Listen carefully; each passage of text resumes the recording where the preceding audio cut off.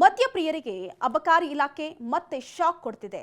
Diesel, ವಿದ್ಯುತ್, ಹಾಲಿನ ಬೆಲೆ ಏರಿಕೆಯ ಬೆನ್ನಲ್ಲೇ ಮದ್ಯದ ಬೆಲೆ ಹೆಚ್ಚಿಸಲು ನಿರ್ಧರಿಸಿದ್ದು, ಸದ್ಯದಲ್ಲೇ ಮದ್ಯದ ಬೆಲೆ ಜಾಸ್ತಿಯಾಗಲಿದೆಯಂತೆ.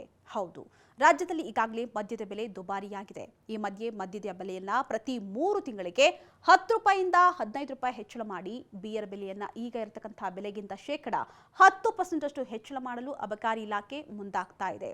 ಹೌದು, ಸರ್ಕಾರ ಅಬಕಾರಿ ಇಲಾಖೆಗೆ 40,000 ಕೋಟಿ ರುಗಳ ಅಬಕಾರಿ ಸುಂಕವನ್ನ ಸಂಗ್ರಹಿಸುವಂತಹ ಗುರಿಯನ್ನ ನಿಗದಿಪಡಿಸಿದೆಯಂತೆ. ಹೀಗಾಗಿ ಈ ಗುರಿಯನ್ನ ತಲುಪಲು ಮದ್ಯದ ಬೆಲೆಯನ್ನ ಹೆಚ್ಚಿಸಲು ಅಬಕಾರಿ ಇಲಾಖೆ ಈ ಕ್ರಮಕ್ಕೆ ಮುಂದಾಗ್ತಾ ಇದೆ. ಅಲ್ಲದೆ ಗಡಿ ಪ್ರದೇಶದಲ್ಲಿ ಮದ್ಯದ ಮಾರಾಟ ಹೆಚ್ಚಳವಾಗಿರುವುದು ಕೂಡ ಪ್ರಮುಖ ಕಾರಣವಾಗಿದೆಯಂತೆ. ಜೊತೆಗೆ ನೆರೆಹೊರೆಯ ರಾಜ್ಯಗಳು ಕರ್ನಾಟಕದ ಮದ್ಯವನ್ನ ಮಾರಾಟ ಮಾಡಲು ಅವಕಾಶವನ್ನ ನೀಡ್ತಾ ಇಲ್ಲ. ಆದರೆ ತಮ್ಮ ರಾಜ್ಯಗಳಿಂದ ಕರ್ನಾಟಕಕ್ಕೆ ಬಾಟಲಿಗಳಿಂದ ಸಾಗಿಸಲು ಅವಕಾಶ ನೀಡಲು ಉತ್ಸುಕವಾಗಿವೆ. ಹೀಗಾಗಿ ಇತರೆ ರಾಜ್ಯಗಳಿಗೆ ಸಮನಾಗಿ ಬೆಲೆ ಏರಿಕೆಗೆ ಮುಂದಾಗಿದ್ದು, ಇದರಿಂದ ಸರ್ಕಾರಕ್ಕೆ ಉತ್ತಮ ಆದಾಯವೂ ಕೂಡ ಬರಲಿದೆಯಂತೆ.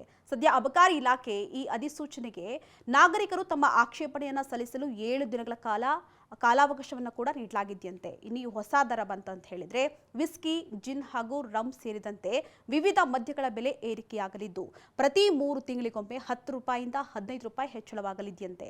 ಇದರಲ್ಲಿ ಬಿಯರ್, ಟಾಡಿ, ವೈನ್ ಹಾಗೂ ದುಬಾರಿ ಮದ್ಯಗಳ ದರವನ್ನ ಏರಿಕೆ ಮಾಡಿಲ್ಲ. ಆದರೆ ಎಲ್ಲಾ ವಿಭಾಗಗಳಲ್ಲಿ ಬಿಯರ್ ದರವನ್ನ ಶೇಕಡ 10% ಹೆಚ್ಚಿಸಲಾಗಿದೆಯಂತೆ.